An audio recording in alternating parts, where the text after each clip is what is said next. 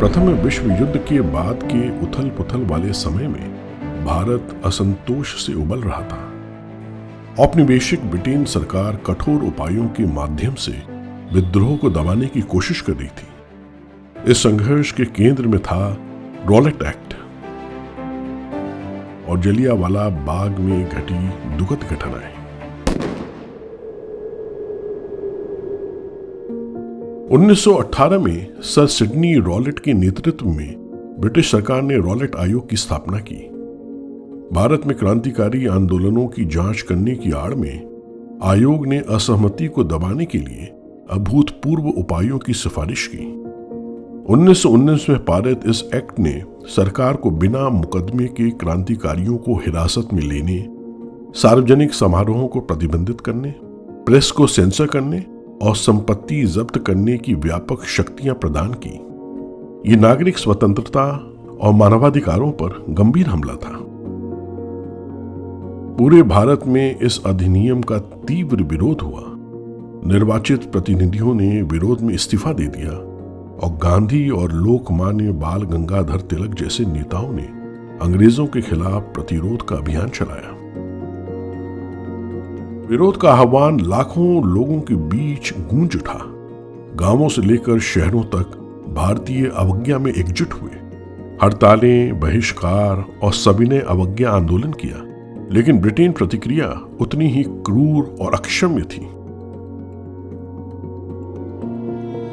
13 अप्रैल 1919 को पंजाब के अमृतसर शहर में हजारों लोग शांतिपूर्ण तरीके से सार्वजनिक उद्यान जलियांवाला बाग में एकत्र हुए। वे उस भयावहता से अनजान थे जो उनका इंतजार कर रही थी। British brigadier general Reginald Dyer ने अपने सैनिकों को निहत्ती भीड़ पर गोलियां चलाने का आदेश दिया।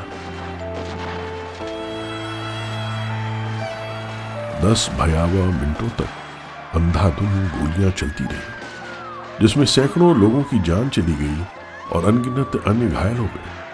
जलियांवाला बाग हत्याकांड ने दुनिया की अंतरात्मा को झकझोर कर रख दिया। जब देश अपने मासूम लोगों की हत्या का शोक मना रहा था, जलियांवाला बाग नरसंहार के बाद अंग्रेजों की मानसिकता के बारे में एक चौंकाने वाली सच्चाई सामने आई। हंटर कमीशन को अपनी आधिकारिक प्रतिक्रिया में जनरल डायर ने कोई पछतावा नहीं दिखाया। उन्होंने कहा, मुझे लगता है ये काफी संभव है कि मैं बिना गोली चलाए भीड़ को तितर बितर कर सकता था, लेकिन वे फिर से वापस आते और हंसते और मैं वही करता जो मैंने किया होता। चौंकाने वाली बात यह है कि जनरल डायर को ब्रिटिश में नायक के रूप में सम्मानित किया गया था। उन्हें मॉर्निंग पोस्ट द्वारा 26,000 स्टर्लिंग पाउंड का उपहार दिया गया। 13 वुमेन कमेटी ने डायर को पंजाब का उद्धारकर्ता कहकर सम्मानित कर उन्हें तलवार और धनराशि भेंट दी। सेवारत सैन्य सदस्यों को राजनीतिक निधि में दान देने पर रोक लगाने वाले नियमों के बावजूद सिविल सेवकों, ब्रिटिश सेना और भारतीय सेना के अधिकारियों की ओर से डायर के फंड में योगदान दिया गया। फिर भी इस त्रासदी से भारत में प्रतिरोध और दृढ़ संकल्प की एक नई भावना उभरी।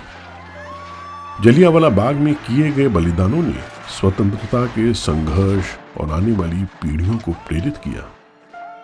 ये जरूरी है कि हर भारतीय इस काले अध्याय और आजादी की लड़ाई में अपने पूर्वजों द्वारा दिए गए बलिदान को याद रखे। प्राच्यम उन सभी वीरों की स्मृति को नमन करता है।